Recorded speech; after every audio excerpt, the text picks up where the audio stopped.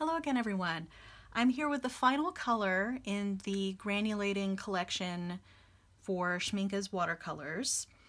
If you'll remember, and I'll put a link down below to the 2 prior videos on this collection of watercolors, the last video I had misordered one color and ended up with 2 of the glacier black as opposed to the galaxy black, one of each. So I finally did get the galaxy black. So here we are. So I have one last color to swatch. I'm going to do this little swatch here, and then I'm also going to do some larger swatches. But so this isn't just such a short, here's just the last black color. I'm also going to ask for your input as to what I should put in this final spot here in this palette. I have a few options, and we'll see what you guys think about it. So let's go ahead and start swatching this color. This is the tube. I've already had this color sitting in the well for a couple of days, drying a little bit. I like to use my watercolors dry because it's a little bit easier for me to use the right amount of watercolor when I'm painting. So off to the side here, I have a glass of water and I have a paintbrush all ready to go. So I'm going to go ahead and swatch this one first. So in just my initial look at this particular black did not seem all that granulating either. I think the blacks are not that granulating in this collection, or at least not as much as some of the others. Okay, I'm gonna put that there. And that is not the only swatch you're gonna get, don't worry. I'm gonna get out my bigger sheet here. Here we go. And I think that I'll also try swatching this color and maybe one other color on the cotton paper that I did last time. I have some slots there so we can do that and see how this one looks there. All right, so let's go ahead and go into this black again. Let me get that sample sheet out of the way. All right, so let's see here. I mean, it's very pretty. I'll give it that. And I think pretty much all the blacks in this collection have a little bit of a blue tint to them, although I think this one has brown. Well, at least it looks brown, although it has a blue pigment. Okay, so let's let that sit for a minute, and then I'm going to do the... oh, I should have left some stuff on my brush here, but that's okay. We can just go out. Oh, looks like I probably should have had more paint on my brush. Yeah, and as with the other blacks, this doesn't seem to be so super pigmented that it goes out for a long way there. Okay. There you can kind of see as it's drying how it's granulating up, and here we can compare it to the other 2 blacks. I mean, they're fairly well granulating.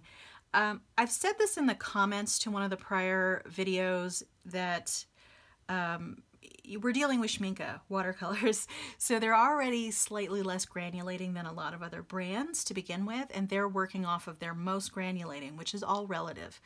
So I think you have to kind of recognize that you're not going to get super incredible granulation from a brand that's not really known for that. Okay, so I'm going to put this off to the side here. I'll bring that back at the end, but I'm going to get out my little cotton watercolor swatches. So these are the ones we did last time. I'm going to try and put them, actually I don't remember what order they were in, so I'm just going to put them in somewhat relevant order here. And let's see. And since there's not enough room on this side, I'm going to flip this one over. These are the same papers that I did before, and before we did the Galaxy Violet and the Glacier Turquoise here. And we kind of determined that the Glacier Turquoise is not all that granulating on any paper, and that the Glacier Violet is granulating on pretty much every paper, with the exception of maybe the hot press, which you're still getting some granulation. I mean, you can see it. It's just a different thing. So for these, the ones that have room, I'm just going to do it down below, but this is the Arches, I think it's actually Arches Expressions. They've abbreviated Express. I'm just gonna flip this one over. So this is Arches Expressions 100% cotton, 250 GSM, and this is extra white. So let's see what the other side of the paper looks like. So I'm gonna do this new color, the Galaxy Black, and so I'm gonna choose the Galaxy Black as kind of my least granulating color. And I think I'm gonna do this Glacier Blue, although, you know, I haven't done any in the Deep Sea collection here. So let's pick the, let's go with the Deep Sea Blue. Or actually, no, I'm gonna switch it up. Let's go with the Deep Sea Indigo, because I am curious as to how that looks on different papers. So I'm gonna do the Galaxy Black and the Deep Sea Indigo on these papers below. So like before, I'm gonna try to get the same amount of water and pigment on each of them. It's not an exact science, so there's obviously gonna be some variation, but I will do my best. I'm rinsing my brush after each one so that I can get sort of the same amount of water and pigment ratio each time.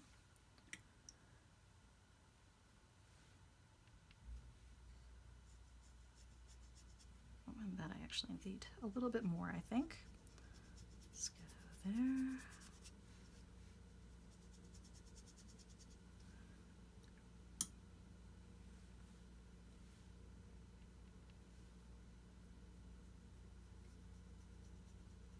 And I will show these close up when I am done here before I go on to the indigo.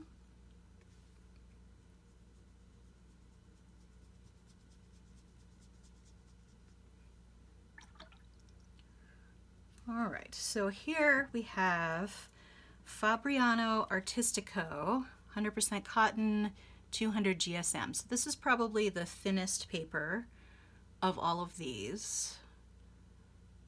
And it sort of has an interesting texture, so I wonder if that's kind of interfering a little bit with the granulation. That was one of the ones that did not granulate as well as some of the others in the first test. And again, that is that, let's see, the Arches Expressions Cotton 250 GSM. Fairly decent, okay. And then this is Fabriano Artistico 100% Cotton 300 GSM. Okay. This is just not a very granulating color, I think. And I'm kind of curious because the indigo does not seem all that granulating either. So this is on hot press Fabriano 5 300 GSM. I actually think we're seeing a little bit more of the granulation on the black on that paper. And then this is Fabriano Artistico 100% cotton 300 GSM. I would have to say that this one I think shows the black the best as far as granulation goes. Okay, so now I'm going to go in and do the indigo. Let's make sure I get the right color here. Okay, and since I'm starting with a dry pan, my pigment load may vary from the beginning to the end, but let's see. I'll do my best, as usual. That's all I can do, right? Okay.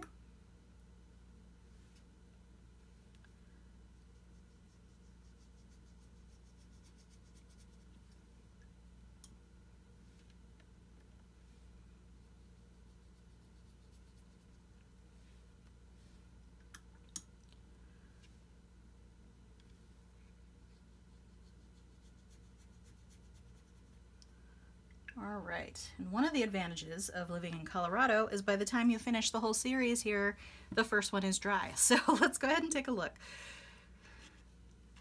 Okay, so I'm seeing, you know, all of these are looking pretty similar. I think that the texture of this Fabriano Artistico is kind of interfering with the granulation. And these kind of all look the same, even though in our samples, if you can see here, I mean, you're definitely getting different types of granulation on this sample paper. Okay. And And I am doing a lighter pigment wash on these, so it could be a little bit better if I'd put more on there. And this one especially is kind of light. Okay.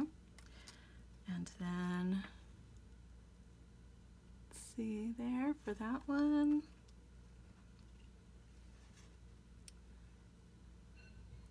Go hot press again, not really showing very well.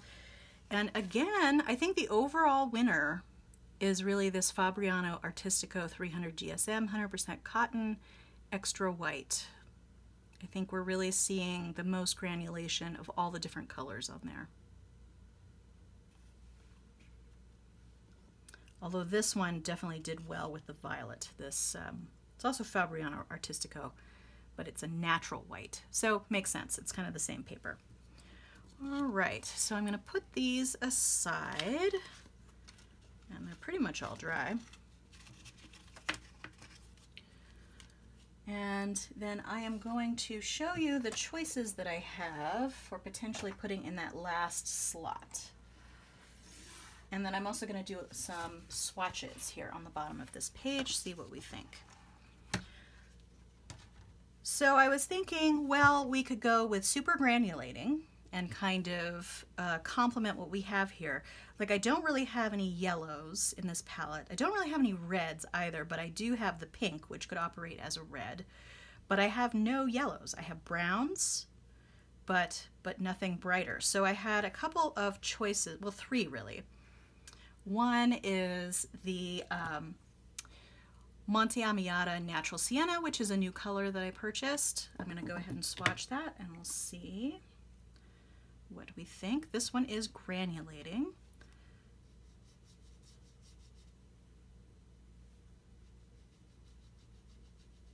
So I think that would be a nice complement.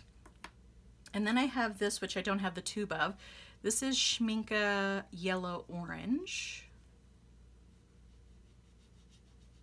So similar vibe. That one is not granulating though. And then I kind of went a little further afield, and this is a duochrome autumn mystery. No pun intended. So this is sort of an orangish metallic color. Let's see how that looks. And the metallic is kind of subtle. And I wonder if that's a little too close to the brown that I have, but I don't know.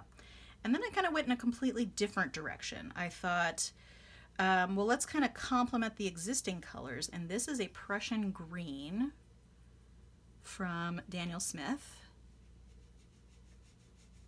because we don't really have any colors like that in the palette. And then this was a handmade watercolor that is just sort of an orphan right now. I took it out of another palette. This color is called Shark Skin and has a slight sheen to it.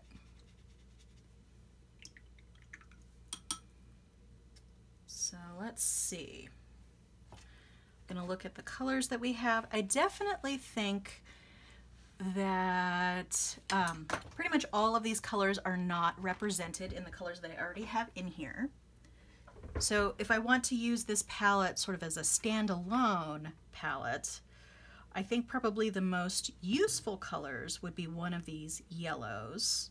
I'm kind of leaning towards Monte Amiata Natural Sienna, because this one's just a little bit too orangey browny, which I think we have already quite a few browns, and I think it wouldn't be as versatile, although I do love the sheen, and I'd be interested to see what the sheen looks like combined with the granulation.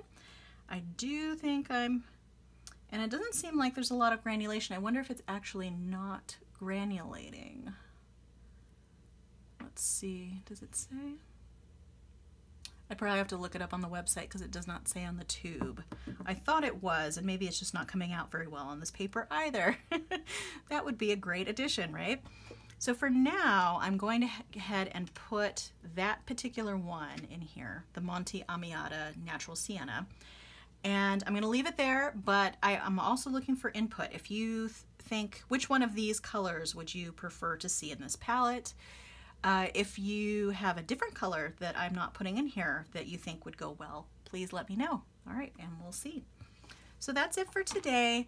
Finally, my palette is complete for the granulating collection for Schmincke. I didn't want to leave this series unfinished, so there is that. Here you can see the finished swatches, and I do think that this black is one of the least granulating of the set. I still think, and it's still hard for me to tell with this one because it is so pigmented, but on the washed out version you can see it's pretty granulating. I think it's just super intense, and I made it very intense in that sample. So I would say that the Galaxy Black, the Glacier Turquoise, and probably the Indigo are probably the least granulating in this bunch. The most granulating are definitely the Glacier Green, the Galaxy Violet, and I would say even the Deep Sea Violet. Deep Sea Green is pretty granulating. So yeah, those are probably the top granulating ones. The pink one, the Galaxy Pink, is pretty granulating, but it's kind of one tone, so it's a little harder to tell. You can definitely see the granulation in the washed out sample here. Okay, well that concludes this particular series on the Schmincke Granulating Special Edition colors. Like I said, I may do a follow-up if we have some good suggestions for what to put in that corner spot. For now, I am putting the Lente Amiata Natural Sienna in that spot just to kind of round out the colors in the palette, and I'll kind of play around with it a bit off camera and see how I feel about it, and I'll probably do a follow-up with that too. We'll see. All right, thanks so much. Have a great day. Feel free to subscribe so you can keep track of future videos, and I'll see you again next time. All right, thanks so much. Bye.